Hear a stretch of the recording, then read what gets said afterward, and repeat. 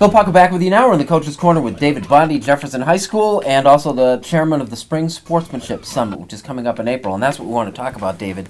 Cyberbullying is the main topic of discussion. What's the issue? Well, really, if you talk to any assistant principals, vice principals now, they'll tell you it's on their forefront every day.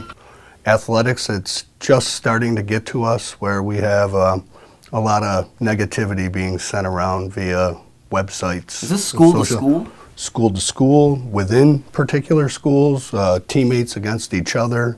So we've kind of identified it as one of our things that we want to attack as a sportsmanship committee. And you have pretty high caliber guests coming in. She's a Harvard lawyer. We have brought her in before. A couple years ago, she explained to us we were just at the tip of the iceberg and that it was going to mushroom. She wasn't sure how great, but as you check out the news locally and nationally, you can see that it's on the forefront everywhere. Yeah, certainly the Spencerport situation was tragic. Horrible. And you know, interestingly enough, the discussion of that was generated by the social media, which is where, you know, your problem is how you get a handle on it. I mean, how do you? Well, what we're going to try to do is just arm the adults with the intelligence to get out there, be able to navigate on these social web pages, so when an issue is brought to you, you can actually get out there, see what's being spoken, and address it appropriately. You know, I floated an idea, and this may be like really off base, but I thought I'd run it by you, is that athletes have always been the social core of the school. You know, social core, and there's leadership in there. It's inherent leadership, whether, you know, the kid is a born leader or not, because they're the athletes. Don't they have the potential of being a huge part of the solution within the walls of the school to kind of keep these things in check? Correct. And we ended up bringing Tony Jordan in, and he does a couple pieces for us.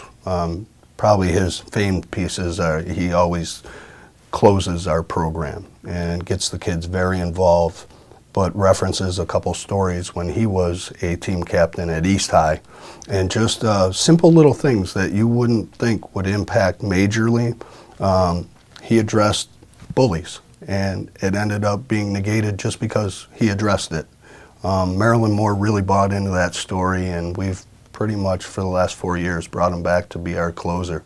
All right, and the specifics now about the Spring Sportsmanship Summit, if somebody wants to get involved, can they? Yes. What we'll do is we push out our hard copy right at the turn of the year. That will go to all ADs and superintendents. Then we do a couple electronic heads up as far as when we get closer to that date.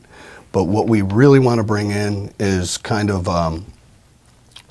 our committee, our information on the Section 5 website.